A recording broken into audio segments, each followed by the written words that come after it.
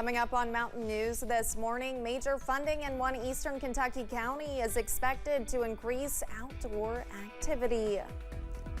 And a vote from the FCC may better your internet service in the next few months. Dedicated to eastern and southern Kentucky, this is WYMT Mountain News this morning. Good morning, I'm Olivia Calfee. We are just past 6 a.m. on Friday, April 26th. Now let's go ahead and send it over to meteorologist Tim Drawbridge for a look at your forecast this morning.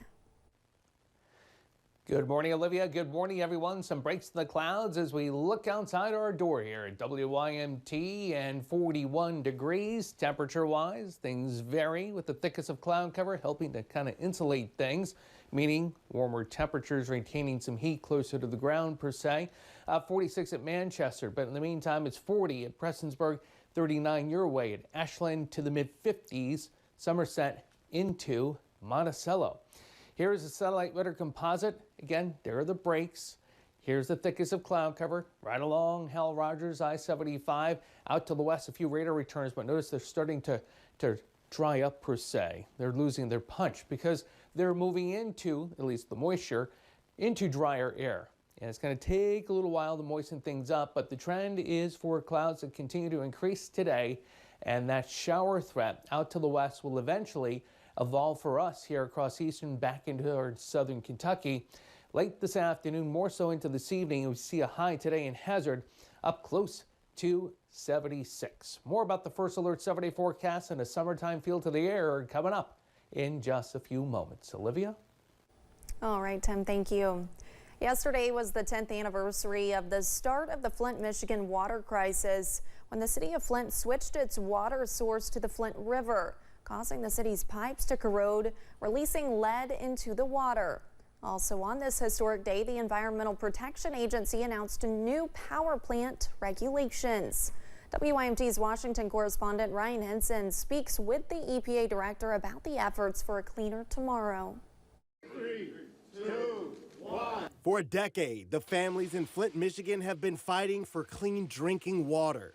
There is no community that should have to suffer through what the communities in Flint have had to suffer through. EPA Director Michael Regan says his agency is fighting to guarantee no family must deal with a similar reality again. Asking someone for patience when their children can't breathe or when they're drinking tainted water is not a realistic ask. What we ask them to do is trust us by partnering with us and watching us and holding us accountable. EPA Administrator Michael Regan says the Biden administration is laser focused on righting past wrongs for the sake of future generations.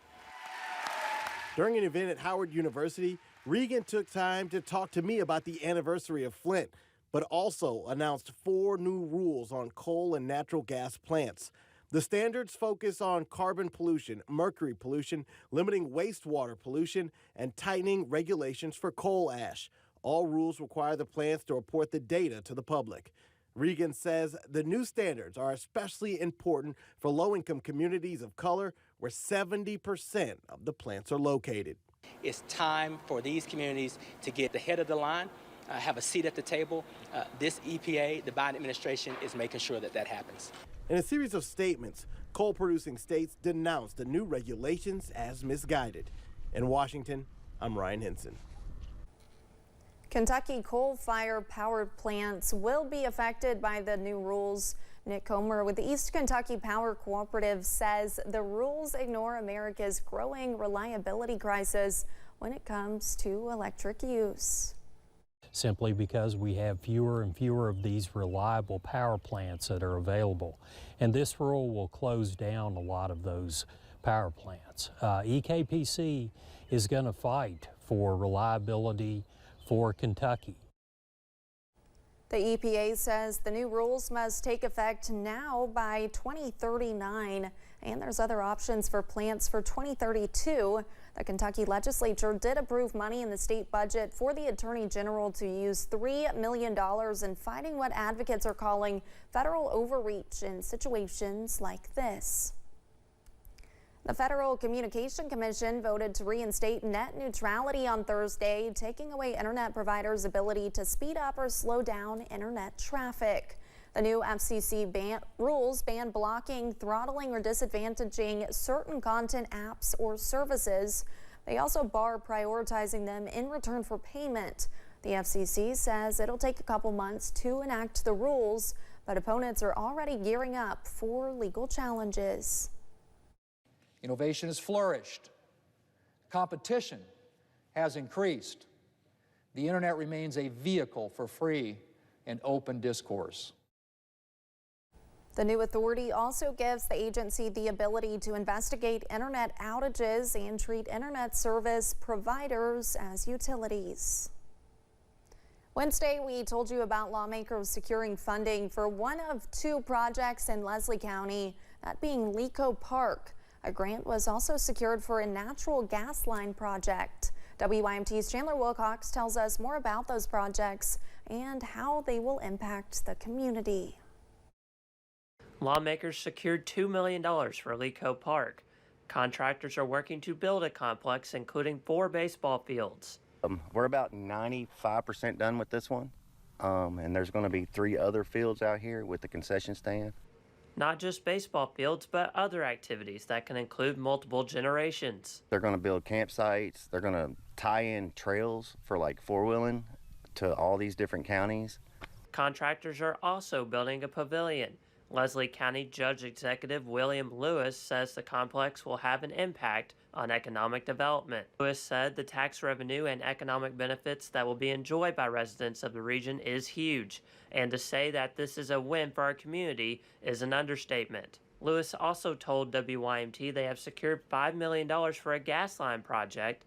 $3.4 million of that funding came from state legislators.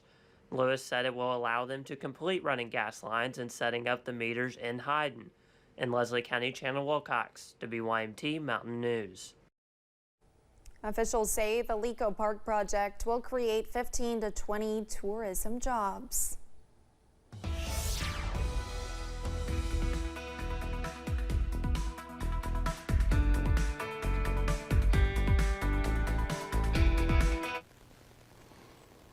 Good Friday to you. Temperature-wise, we're a little bit cooler. Where we do have, well, the thinnest of cloud cover, meaning this is where we have the thickest of cloud cover. And where it's thin, temperatures have been able to drop back closer to 40 degrees. That means we've got breaks in the clouds up toward Moorhead and now toward Ashland in West Virginia. Thickest of cloud cover from Harlan all the way back toward Somerset and Monticello. We're in the upper 40s and low and some mid 50s. You can see that very clearly on the satellite radar composite here. The radar returns, though, are starting to dry up, which is good news. We'd like to get through Friday with kind of a good feel to the air and keep things dry. A lot of events going on now as we've gotten into the latter portion of April, especially after Hillbilly Days last weekend, the event out toward Ashland. But nonetheless, we will continue to slowly lose the sunshine, if we have any faded sunshine, to the clouds as we head from the morning to the afternoon. And the shower threat really doesn't take shape until late this afternoon into this evening. And as we look at the travel forecast for today, that's reflected as we get up to 76 for a high today in Hazard. The weekend, not 70s, 80s. Your First Alert 7-day forecast with all the details coming up in just a few moments. Olivia? Thank you, Tim, and thanks for joining us on Mountain News this morning. More news is on the way. Stay with us as we continue our look at the winners of the East Kentucky Leadership Awards.